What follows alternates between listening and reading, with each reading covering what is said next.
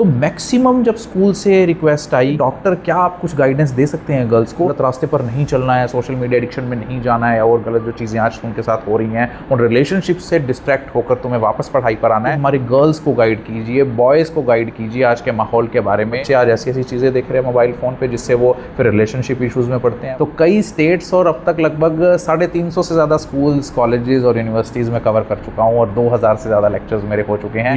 Millions करोड़ों crore views आए videos पर और लोगों ने सराहा। ये lecture totally free of cost है, इसका कोई पैसा नहीं होता। सोशल मीडिया पर अपलोड करूँगा कि जहाँ मुझे 50 बच्चे बैठकर सुन रहे हैं क्लास के, तो अगर हम अच्छी बातें सोशल मीडिया से बताएं, हज़ारों लाखों लोग बच्चे सुने। मैक्सिमम कमेंट्स जो अलग अलग राज्य से लोगों के आ रहे हैं वो ये कि हमारे शहर में आइए, हमारे ज़िले में आइए, हमारे स्कूल में आइए, आप यहाँ कब आएंगे। जो आपको अच्छा कहते होंगे, आपके पीठ पीछे किसी को आपकी बुराई करेंगे, जबकि मेरा ये इसमें कोई मोटिव ये नहीं है कि लोग मुझे जान के क्या करेंगे। मैं तो अगर रील्स बना लूँगा तो मेरे को उससे ज़्यादा व्यूज़ मिल जाएंगे। मेरे को मोटिवेशनल चीज़ें बोलने की क्या जरूरत है। डेस्टिनी और भाग्य कोई किसी का रोक नहीं सकता है, कोई किसी का छीन नहीं सकता है। पहली बात तो अपने दिमाग से निकाल दो कि कोई ऐसा स्कूल है कि ये बेस्ट है। आजकल के बच्चों की मेजर प्रॉब्लम क्या है? नंबर 1 तो drug addiction, number 2 is sex addiction, and number 3 is mobile phone addiction. 70% boys जो 10 साल की एज अटेन करते हैं तब तक वो पॉर्न वीडियोज़ देख चुके हो।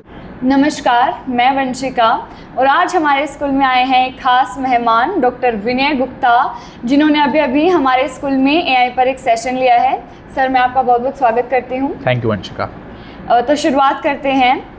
तो सर, शुरुआत में मैं आपसे पूछना चाहूँगी कि आप गर्ल्स को गाइड करते हैं, तो ये थॉट आपके माइंड में कैसे आया कि आप गर्ल्स को आजकल के माहौल के बारे में बता रहे हैं? इसका आइडिया क्या था? जी, बहुत अच्छा सवाल वंशिका आपका रहा कि अब तक मैं काफ़ी सैकड़ों स्कूल्स में विज़िट कर चुका हूँ, देश के अलग अलग स्टेट्स में।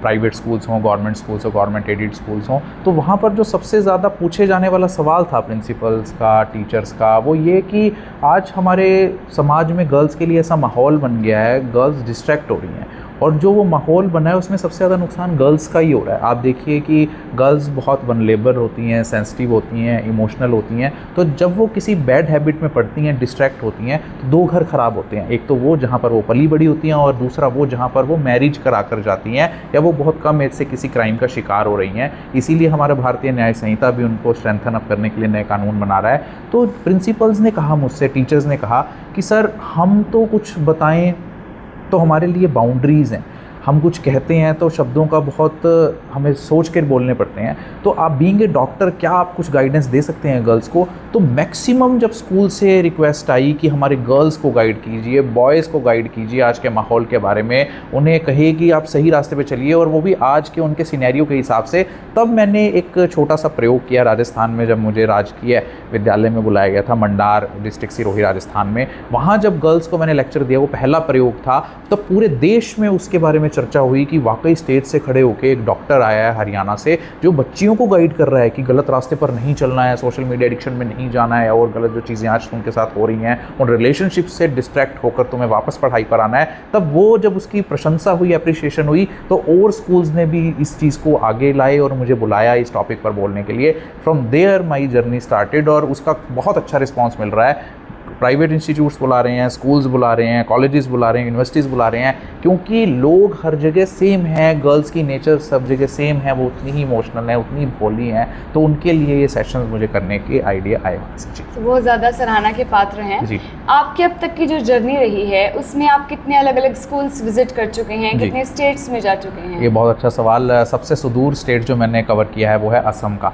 जब मुझे धुबड़ी ज़िले से जवाहर नवोदय विद्यालय से इनवाइट आया था, फिर वही जवाहर नवोदय विद्यालय उत्तराखंड ने मुझे बुलाया, राजस्थान में मुझे राजेश्वर विद्या मंदिर ने बुलाया, पंजाब में मुझे NPS Navdeep public senior secondary school Moonak ने बुलाया। तो कई स्टेट्स और अब तक लगभग 350 से ज़्यादा स्कूल्स, कॉलेजेस और यूनिवर्सिटीज़ में कवर कर चुका हूँ, और 2000 से ज़्यादा लेक्चर्स मेरे हो चुके हैं। उनमें अवेयरनेस भी हैं, उसमें मोटिवेशनल भी हैं, उसमें नॉलेजेबल लेक्चर्स भी हैं। जैसे कोई मेडिकल फील्ड का कोई कुछ समझना चाहे, बच्चे कहते हैं कि हमें टॉपिक समझना है, वो लेक्चर्स भी शामिल हैं। ऑनेस्टली मुझ पे इस बात का बहुत ज़्यादा प्रभाव पड़ा है। और आप एक गवर्नमेंट एम्प्लॉय हैं, तो आप कौन सी पोस्ट पर हैं और कहाँ हैं? जी, ये भी अक्सर बहुत सवाल पूछा जाता है कि मैं गवर्नमेंट एम्प्लॉई हूँ, मैं कहाँ पर पोस्टेड हूँ, तो मैं इतने लेक्चर्स अलग अलग स्टेट में जाकर कैसे दे पा रहा हूँ। मेरी पोस्ट है मॉनिटरिंग एंड इवैल्यूएशन ऑफिसर, और वो है डिपार्टमेंट ऑफ साइकेट्री, मनोरोग विभाग, जिला नागरिक अस्पताल, सरकारी अस्पताल कैथल, हरियाणा राज्य, भारत के। और उसमें जब मैं स्कूल्स में मुझे भेजा जाता था, शुरू में मुझे भेजा जाता था छोटे छोटे टॉपिक्स पर लेक्चर देने के लिए, जैसे हैंड वॉशिंग टेक्निक होगी, बच्चों को बताना कि हाथ धोने चाहिए, डिप्रेशन पर बोलने के लिए। तो मैंने एक प्रयोग शुरू किया कि मैं इसको सोशल मीडिया पर अपलोड करूंगा कि जहां मुझे 50 बच्चे बैठकर सुन रहे हैं क्लास के, तो अगर हम अच्छी बातें सोशल मीडिया से बताएं, हज़ारों लाखों लोग बच्चे सुनेंगे, उनको पेरेंट्स सुनेंगे, तो इस चीज़ को मल्टीप्लिकेशन फैक्टर इसका होगा। तो वहाँ से मुझे जब डिपार्टमेंट का सपोर्ट मिला, ये जानना इसलिए ज़रूरी कि अगर आपका डिपार्टमेंट सपोर्टिव है, जहाँ से भी इनवाइट आता है ना मुझे, वो प्रॉपर चैनल आता है, उस स्टेट की गवर्नमेंट एम्प्लॉई या उस स्कूल के प्रिंसिपल लिखते हैं हमारे civil surgeon ma'am doctor Renu Chawla का या और अधिकारियों को, और वो तुरंत उसको कंफर्म करते हैं कि हाँ डॉक्टर साहब को लेक्चर के लिए भेजो। तो मेरी पोस्ट है मॉनिटरिंग एंड इवैल्यूएशन ऑफिसर, निगरानी एवं मूल्यांकन अधिकारी, मनोरोग विभाग, सरकारी अस्पताल कैथल। सर, जैसा कि आपने बताया कि आपका डिपार्टमेंट बहुत ज़्यादा सपोर्टिव रहा, पर अगर हम प्रॉब्लम्स की बात करें, आप लोगों से इंटरेक्ट करते हैं, लोगों के बारे में कोई प्रॉब्लम या फिर डिपार्टमेंट से आपको कोई प्रॉब्लम आई हो? डिपार्टमेंट तो बहुत सपोर्टिव है। इवन जब से ये सेशंस हुए हैं, मिलियंस करोड़ों करोड़ व्यूज़ आए वीडियोस पर और लोगों ने सराहा। मैक्सिमम कमेंट्स जो अलग अलग राज्य से लोगों के आ रहे हैं वो ये कि हमारे शहर में आइए, हमारे ज़िले में आइए, हमारे स्कूल में आइए, आप यहाँ कब आएंगे। तो लोगों का बहुत ज़्यादा रिस्पॉन्स होता है। लेकिन एक फैक्टर होता है जेलस। आप कहीं पर भी जाएंगे, आप भी खुद वंशिका ये फेस करती होंगी, जब आपके समकक्ष लोग देखते हैं वो उसको पॉजिटिव चीज़ में लेने की बजाय लेग पुलिंग करते हैं कि इसका नाम कैसे ज़्यादा हो गया, इसको लोग ज़्यादा कैसे जान रहे हैं। जबकि मेरा ये इसमें कोई मोटिव ये नहीं है कि लोग मुझे जान के क्या करेंगे। मैं तो अगर रील्स बना लूँगा तो मेरे को उससे ज़्यादा व्यूज़ मिल जाएंगे। मेरे को मोटिवेशनल चीज़ें बोलने की क्या ज़रूरत है, नॉलेजेबल चीज़ें बोलने की क्या ज़रूरत है। और तो लेकिन जो कुछ लोग होते हैं आपके आसपास के, वो आपकी हर चीज़ को गलत बताने की कोशिश करते हैं कि किसी तरह से इसको पुल डाउन करें, लेग पुलिंग करें। डिपार्टमेंट टचवुड मेरा बहुत अच्छा है। Civil surgeon ma'am, DGHS, health minister even वो मेरे को अप्रिशिएट करके गए थे जब मैंने टेलीमानस हेल्पलाइन नंबर के बारे में उनको प्रेजेंटेशन दी थी। बट जो कुछ अदृश्य शक्तियाँ भी होती हैं जो आपके सामने तो क्या पता अच्छे आपको अप्रिशिएट कर रही हूँ, लेकिन आपके बैकग्राउंड में आपकी लेग पुलिंग या आपका पत्ता काटने की कोशिश कर रहे हो। और ऐसा होता है। इवन आप देखिए, जो आपको अच्छा कहते होंगे, आपके पीठ पीछे किसी को आपकी बुराई करेंगे कि नहीं ठीक नहीं है, ये ठीक नहीं है। तो ये चीज़ से बाज आना चाहिए। अगर आपको किसी से कोई प्रॉब्लम है, ये सबको सीखने की ज़रूरत है। वंशिका ने बहुत अच्छा सवाल किया कि अगर आपको किसी से प्रॉब्लम है, सॉर्ट इट आउट पर्सनली। उसको आप उस बंदे की सक्सेस को हैम्पर करने की कोशिश मत कीजिए, उसे रोकने की कोशिश मत करने की कोशिश कीजिए, क्योंकि डेस्टिनी और भाग्य कोई किसी का रोक नहीं सकता है, कोई किसी का छीन नहीं सकता है। जी, इससे हमें बहुत ज़्यादा अच्छी सीख मिली कि लोगों पर ध्यान मत दो, अपना काम करो, डेफिनेटली अपना काम करते रहो। तो जैसे अगर कोई स्कूल आपको बुलाना चाहे, बहुत सारे स्कूलों ने आपको बुलाया भी है, तो ये फ्री ऑफ कॉस्ट है, आप किसी कोई फीस चार्ज करते हैं? बहुत अच्छा सवाल है। ये सवाल आता है कि लगता है डॉक्टर साहब की कोई फ़ीस है कि इनवाइट कर रहे हैं तो कुछ फ़ीस लेते होंगे। ये lecture totally free of cost है, इसका कोई पैसा नहीं होता। इवन आज आपके स्कूल में MDN public school Kalayat Kaithal Haryana में आर्टिफिशियल इंटेलिजेंस के फिजिकल हेल्थ और मेंटल हेल्थ के इम्पैक्ट पर लेक्चर हुआ था, उसकी कोई फ़ीस चार्ज नहीं हुई। हाँ, अगर कोई सुदूर राज्य है जैसे असम है, आने जाने का जो भी खर्चा होता है वो डिपार्टमेंट अपने लेटर में लिख के दे देता है, भी जो भी इसका मिनिमम बनता है आने जाने का वो दे देना। अगर वो भी नहीं देना, वो भी मत देना, क्योंकि हमारा तो मकसद ये है कि हम मोटिवेशन देना चाहते हैं, बच्चों को नॉलेज देना चाहते हैं, पेरेंट्स को अवेयर करना चाहते हैं, सोसाइटी को वो आईना दिखाना चाहते हैं कि अगर सोशल मीडिया का यूज़ आप नेगेटिव चीज़ें फैलाने में कर रहे हैं तो उसका पॉजिटिव यूज़ भी किया जा सकता है। तो no charges for any session, no पैसे। इवन कहीं मेरी हेल्प चाहिए हो तो मुझे बताना, मैं हेल्प कर आऊँगा उस स्कूल में जाके बच्चों की। तो स्कूल्स को बहुत ज़्यादा खुशी हुई होगी ये सुनकर। डेफिनेटली। और आप अलग अलग स्कूल्स विजिट करते हैं, प्राइवेट भी, गवर्नमेंट स्कूल्स भी आप विजिट करते हैं, तो अगर मैं कंपैरिजन करूं आपके पर्सनल एक्सपीरियंस से, कौन से स्कूल ज़्यादा बेटर होते हैं? देखो, ये भी बहुत अच्छा सवाल है। हमारे देश में 1.5 मिलियन स्कूल्स हैं, 15 लाख से ज़्यादा स्कूल्स हैं। उसमें गवर्नमेंट भी है, गवर्नमेंट एडेड भी हैं, प्राइवेट भी हैं, तो सब तरह के स्कूल्स हैं। प्राइमरी हैं, सीनियर सेकेंडरी हैं एंड सेकेंडरी स्कूल्स हैं। ऐसा कोई स्कूल नहीं है जो परफेक्ट है। पहली बात तो अपने दिमाग से निकाल दो कि कोई ऐसा स्कूल है कि ये बेस्ट है, अदरवाइज सारे स्कूल खाली हो जाते और वो बेस्ट स्कूल में सबसे ज़्यादा भीड़ होती।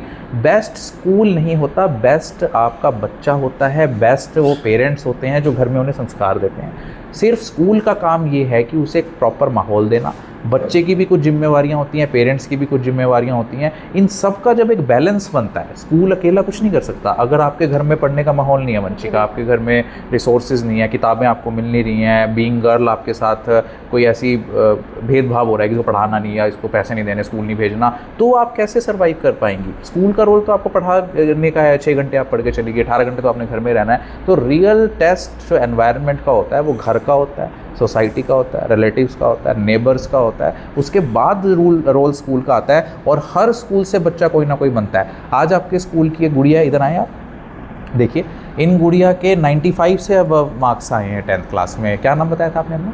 योगिता के 95.2% मार्क्स आए हैं। आपका क्या नाम बताया था आपने?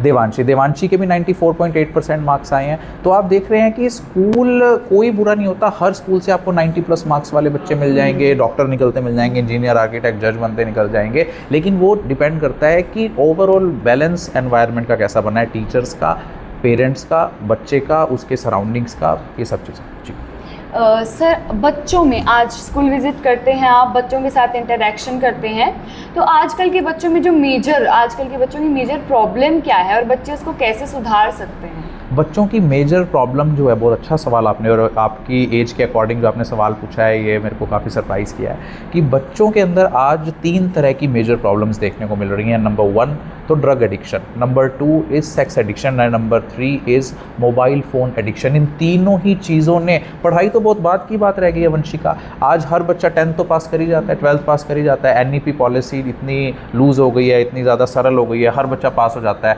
आज देश में 95% से अबव लाखों बच्चों के मार्क्स आ रहे हैं। मार्क्स में बच्चे पीछे नहीं हैं, लेकिन जो और उनके साथ आदतें जुड़ जाती हैं जो उनकी मॉरल वैल्यूज़ को और उनके करेक्टर को नुकसान पहुंचाती हैं। अगर आज मैं स्कूल टाइम में कोई गलत रिलेशनशिप्स में पड़ जाऊं, कॉलेज टाइम में गलत रिलेशनशिप में पड़ जाऊं, मैं डॉक्टर बन भी जाऊं, लेकिन मैं अच्छा इंसान नहीं बन पाया, मैंने कॉम्प्रोमाइज़ कर दिया अपनी वैल्यूज़ के साथ और मॉरल्स के साथ। तो आजकल जो बच्चों में मेन प्रॉब्लम जो आपने सवाल पूछा, ड्रग एडिक्शन।